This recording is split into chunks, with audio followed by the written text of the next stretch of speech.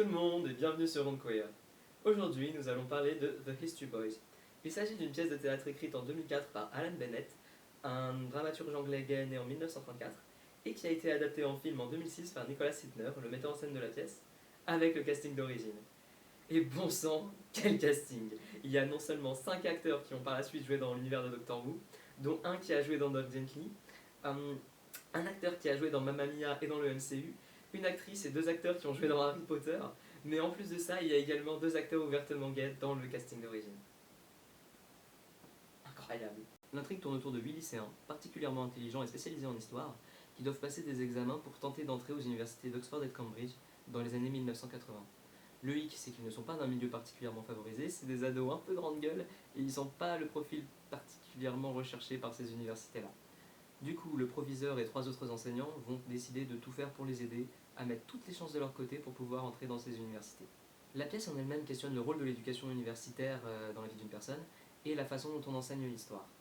On y voit se confronter plusieurs méthodes d'enseignement et de philosophies de vie différentes, dont certaines étant clairement discutables. Il faut que je vous prévienne aussi d'ailleurs que la pièce aborde le thème de la pédophilie à travers un des profs. Et c'est pas très, comment dire, il n'y a rien de graphique qui est montré à l'écran, heureusement.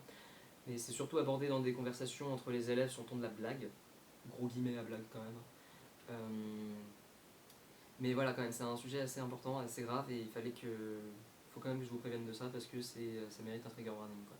D'autant plus que c'est sur une sous-intrigue assez importante dans l'histoire. La pièce et le film parlent également de sexualité, bien entendu, sinon j'en parlerai pas chez Ron Queer.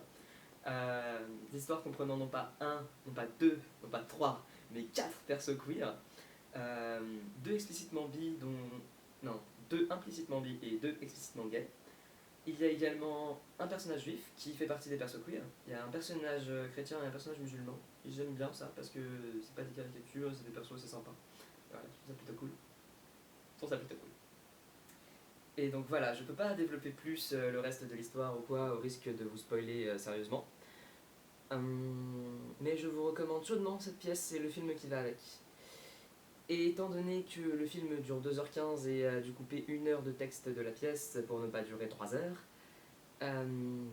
je vous conseille d'abord de voir le film et d'ensuite de lire la pièce, parce que du coup certaines scènes ont été coupées, notamment certaines des scènes qui remettent en question les trucs un peu discutables dont j'ai parlé un peu plus tôt.